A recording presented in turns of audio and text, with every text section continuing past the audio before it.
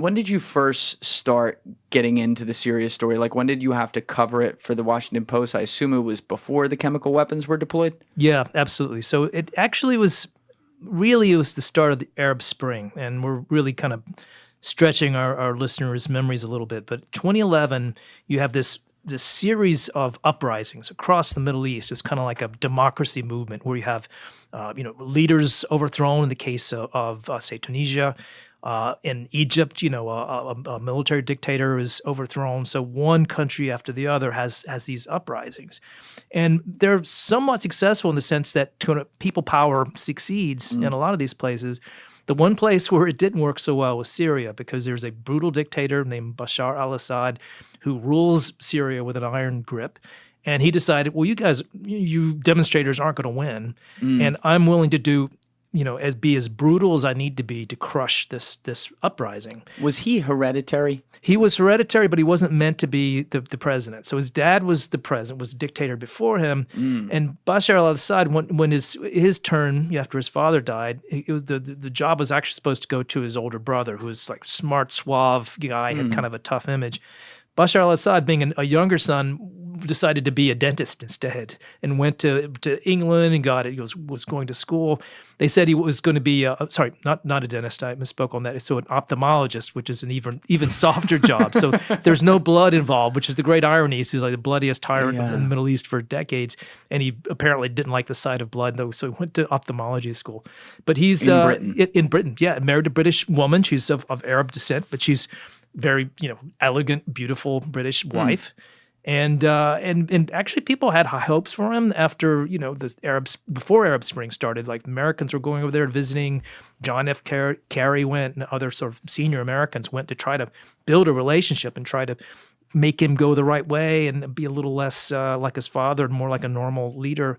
And that was going very, very good for a while until Arab Spring happened and the Civil War came about, and then he just became the most brutal tyrant unimaginable and just essentially decided to crush the rebellion with tanks and guns, and that's what happened after 2011. Now, I think a lot of people will remember a main focus. Obviously, the Arab Spring was happening all over the place, but a main focus was in Egypt. I think it was it Hosni Mubarak? Right. Was that his name? Mubarak. He was overthrown. He was the longtime leader, and that brought in like a whole new government and everything, and then that kind of spread across all these countries.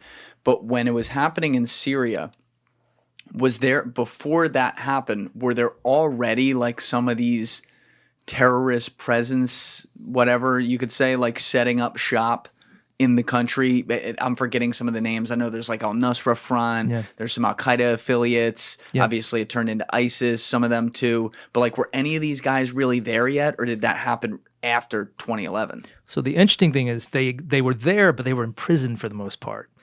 And one of the things that Assad did after the uprising started was to try to turn it into, for public relations purposes, an uprising by extremists. So he tried to say, well, the people who are opposing my regime, they're fanatics and they're terrorists and horrible people. And as a self-fulfilling prophecy, or to kind of make that happen, he actually let a bunch of these bad guys out of jail. Oh, my God. And some of those ended up kind of reforming into groups. But more importantly, for the sort of the history of this civil war, was they invited their buddies across the border in Iraq, and that's where the real bad guys were. That's where Zarqawi, who the leader of Al-Qaeda in Iraq, had developed this movement, which became ISIS later. Right. So ISIS came over pretty much by invitation because there was a war going on. What a great place for a terrorist group to thrive. They've got plenty of weapons. They've got safe places where nobody's coming after them.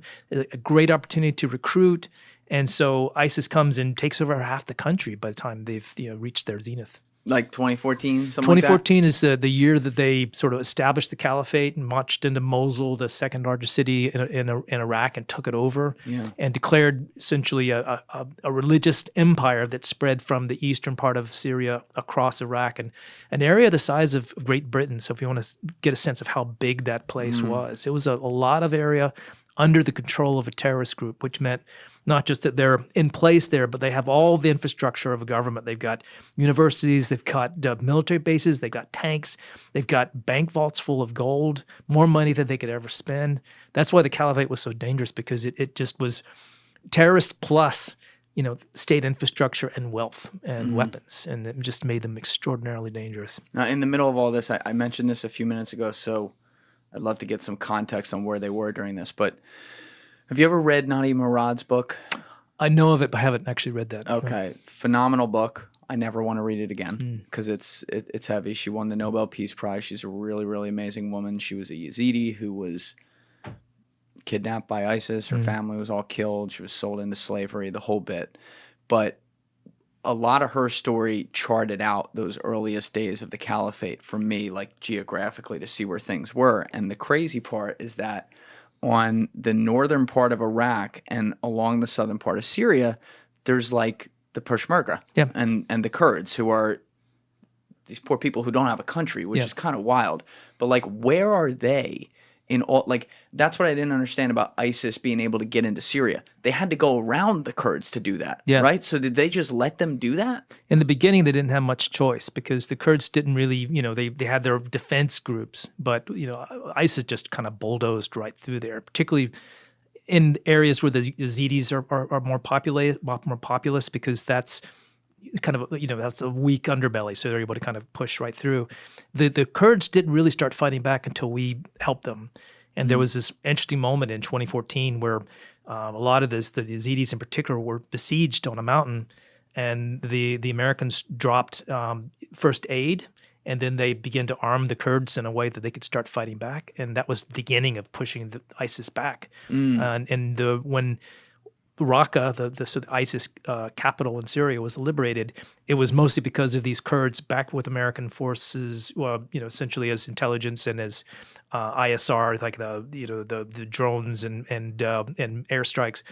But they were the sort of the shock troops that pushed ISIS out of those areas. And the only reason that ISIS hasn't come back really is because of those Kurds and because we still back them today. Yeah, I don't want to get off on a tangent there, but I've heard some things about where ISIS is now. It's not dead. Yeah, it's not dead. Which is scary. And the further you get away from the Kurdish areas, so in Syrian-held areas, they're really coming back, and it's pretty long. Oh, even up there? Up there, yeah, except for the northeast corner, which is still kind of a little... Whoa. Yeah, but in Palmyra, which is this kind of a desert city, so a little bit... we can almost see it on the map, but it's an ancient West? Roman city. So it's kind of central, kind of south of Aleppo.